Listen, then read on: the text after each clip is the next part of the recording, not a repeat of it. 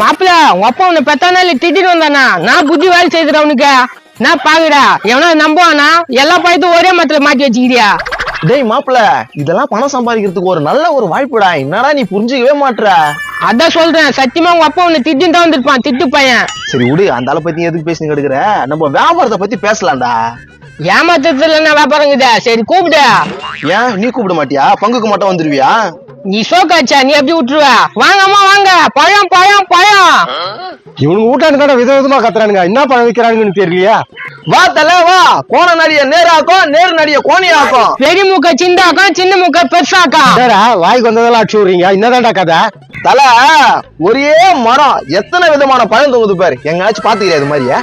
இது என்னடா ஆச்சரியமாகுதா? இது வரைக்கும் நான் பார்த்ததே இல்லையா? அதான் இங்க பாக்குறல்ல, இத சாப்பிட்டா மூக்கு சிந்தாயிடும். உண்மையாடா சொல்றீங்க? உன் மூக்கு மேல சத்தியமா சொல்றோம், உண்மை உண்மை உண்மை. நீ நம்பலன்னா ஒரே ஒரு வாழைப்பழத்தை வாங்கி சாப்பிட்டு பாரு, மறுபடியும் நாள் கம்மி ஆகலன்னா பாரு. நிஜமாவோட மூக்கு சின்னதாவா?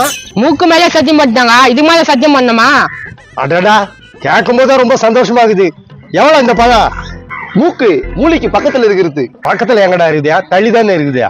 கூட பேசினா மூக்கை கம்மி பண்ணிட்டு நாக்கு வளர்த்து விட்டுருவோம். ஏப்பா அப்படி எதனா பண்ணி விட்டுறாதீங்கடா. ஏப்பா மேஸ்திரியா, ஒன்னே இல்ல, ஒரு 1000 ரூபாய் கொடு, நான் உனக்கு ஒரு வாழைப்பழத்தை கொடுத்துறேன். நீ சாப்பிடு, உன் மூக்கு சின்னதாகலாம் பாரு. அப்படி சின்னது ஆகல வச்சுக்க, எங்க அப்பா வீட்டுல இருப்பாரு, எங்க அப்பா கிட்ட வந்து கேளு. கரெக்டா சொல்றா மாப்பிள்ள, அந்த காது மூஞ்சின கோத்து விட்டாதான் கரெக்டா இருக்கும். மறக்காம இந்த வீடியோவை ஃபுல்லா பாருங்க, கீழே ஸ்கிரீன்ல கிளிக் பண்ணி